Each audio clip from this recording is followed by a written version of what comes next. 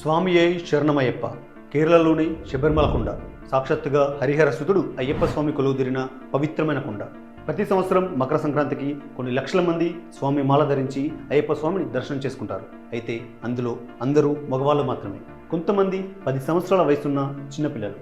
అంతేకాని మీకెక్కడ ఆడవాళ్ళు కనిపించరు. ఎందుకంటే ఆ కొండ మీదకి మహిళలకి ప్రవేశం నిషేధం.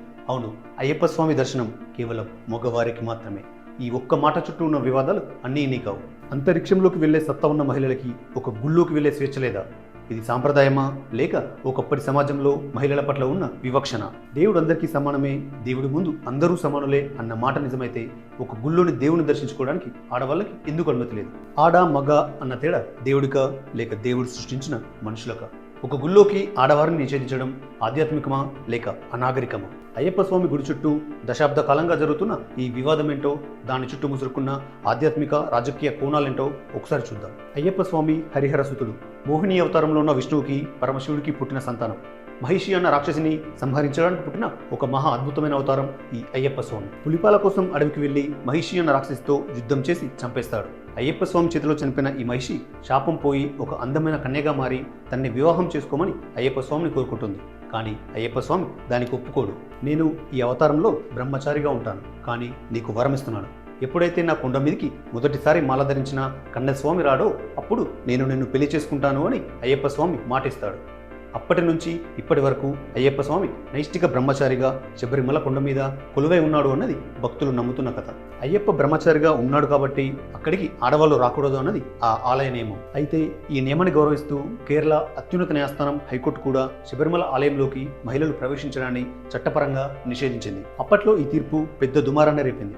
హిందూ ధర్మాన్ని నమ్మే వాళ్ళందరూ హైకోర్టు తీర్పును గౌరవిస్తే హేతువాదులు మాత్రం ఈ నిర్ణయాన్ని ఖండిస్తూ పోరాటం మొదలెట్టారు. ఆర్టికల్ 14 ప్రకారం స్త్రీ పురుషులందరూ సమానమే అని చెప్పే సమానత్వపు హక్కుని ఆసరాగా తీసుకొని ప్రాథమిక హక్కుల ఉల్లంఘన జరిగింది అంటూ ప్రచారం మొదలెట్టారు. కేరళ హైకోర్టు ఇచ్చిన తీర్పుని సవాల్ చేస్తూ అయ్యప్ప స్వామి గుళ్ళోకి ఆడవాళ్ళని అనుమతించాలి అని ఇండియన్ యంగ్ లాయర్స్ అసోసియేషన్ సుప్రీంకోర్టులో పిటిషన్ వేసింది. అందరి వాదనలు విన్న సుప్రీంకోర్టు శబరిమల ఆలయంలోకి ఆడవారిని నిషేధించడం అనేది వారి ప్రాథమిక హక్కుల ఉల్లంఘన మరియు ఒక రకమైన సామాజిక బహిష్కరణ అని చెప్తూ శబరిమల ఆలయంలోకి ఆడవారిని అనుమతించాలి అని తీర్పు చెప్పింది. దీంతో అయ్యప్ప స్వామి భక్తులు పెద్ద ఎత్తున నిరసన మొదలుపెట్టారు. మహిళా సంఘాలు, హేతువాద సంస్థలకి చెందిన కొంతమంది ఆడవాళ్లు ఈ సుప్రీంకోర్టు తీర్పుని ఆసరాగా చేసుకుని అయ్యప్ప స్వామి గర్భగుడిలోకి ప్రవేశించడానికి చాలాసార్లు ప్రయత్నించారు. అయితే భక్తులు, నిరసనకారులు వాళ్ళని అడ్డుకోవడంతో అది సాధ్యం కాలేదు. అయితే అందరూ కళ్ళుగప్పి ఒకరోజు తెల్లవారుజామున పోలీసుల సహాయంతో బిందు అమ్మిణి అనే మహిళ ఆలయ గర్భగుడిలోకి ప్రవేశించింది. అయ్యప్ప స్వామి గర్భగుడిలోకి వెళ్లిన మొట్టమొదటి మహిళ ఈ బిందు అమ్మిణి. ఈమె వెళ్లిన తర్వాత ఆలయాన్ని మూసివేసి తిరిగి సంప్రోక్షణ చేసి పూజలు చేసి ఆలయాన్ని శుద్ధి చేశారు. అంతకు ముందు కూడా ఎంతో మంది వివిఐపీలు, తమిళ ఇండస్ట్రీకి చెందిన కొంతమంది హీరోయిన్లు ఈ ఆలయ గర్భగుడిలోకి వెళ్లి పూజలు చేశారు అన్న ఆరోపణలున్నా కూడా ఏవి ఇంతవరకు రుజువు కాలేదు. ఇక్కడ ప్రధాన సమస్య గుళ్ళోకి ఆడవాళ్ళ నిషేధం అన్నదాన్ని మనం ఏ కోణంలో చూస్తున్నాం అన్న దానిపైన ఆధారపడి ఉంటుంది. గుళ్ళోకి ఆడవాళ్ళ నిషేధం అనేది నిజంగానే ఆడవాళ్ళ మీద వివక్షణ, లేదా వాళ్ళని తక్కువ చేసి చూడమా? ఒక్కసారి ఆలోచిద్దాం. భారతదేశంలో కొన్ని వేల గుళ్ళున్నాయి.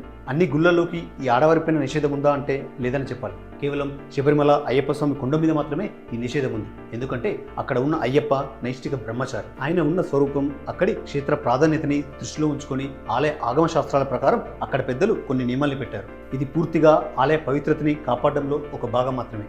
ఇదే అయ్యప్ప స్వామికి కేరళలో ఎన్నో ప్రసిద్ధమైన గుళ్ళున్నాయి. కులాతపూర్ బాలశాస్త్ర టెంపుల్, అచ్చంకోవెల్ ధర్మశాస్త్ర టెంపుల్, పందల అయ్యప్ప టెంపుల్. ఈ టెంపుల్స్ అన్నిట్లో అయ్యప్ప వేరువేరు స్వరూపాల్లో ఉన్నాడు, బ్రహ్మచారిగా కాదు. ఈ గుళ్ళలోకి వెళ్ళడానికి ఆడవాళ్ళకి ఎలాంటి నిబంధనలు లేవు. అలాంటప్పుడు అది వివక్ష ఎలా అవుతుంది అన్నది ఇంకొంతమంది వాదన. మీకు ఆశ్చర్యం కలిగించే ఇంకో విషయం చెప్పినా, శబరిమల ఆలయంలోకి ఆడవాళ్ళకి అనుమతి లేనట్టే మన దేశంలో కొన్ని గుళ్ళలోకి మగవారికి కూడా అనుమతి లేదు. అవును, మీరు విన్నది నిజం. Attukal Bhagavathi temple in Kerala, Kumari Amman temple in Tamil Nadu, Brahma temple in Rajasthan, ఇలా దాదాపుగా 8 గుళ్ళలో మగవారికి ప్రవేశం లేదు. ఇక్కడ మగవారి హక్కుల కోసం ఎవరూ ఫైట్ చేయట్లేదే. ఇక్కడ కనబడని వివక్ష అక్కడ మాత్రం ఎలా కనబడుతుంది అనేది ఇంకొంతమంది వాదన. ఇస్లాం మతంలో కూడా ఆడవారిని మసీదుల్లోకి అనుమతించరు. అది వారి మతపరమైన సాంప్రదాయం. ఏది ఏమైనా మత విశ్వాసాలన్నింటినీ రాజ్యాంగ పరిధిలోకి అనుభవించలేమన్నది కొంత వాస్తవం. ప్రతి ఆలయానికి కొన్ని నిబంధనలు, ప్రత్యేక ఆచారాలు ఉంటాయి. వాటిని గౌరవించడం, వాటిని కాపాడుకోవడం మన ధర్మం. ఇంతకీ మీ ఒపీనియన్ ఏంటో నాకు కింద కామెంట్లో చేయండి, మాట్లాడుకుందాం. స్వామియే శరణమయ్యప్ప.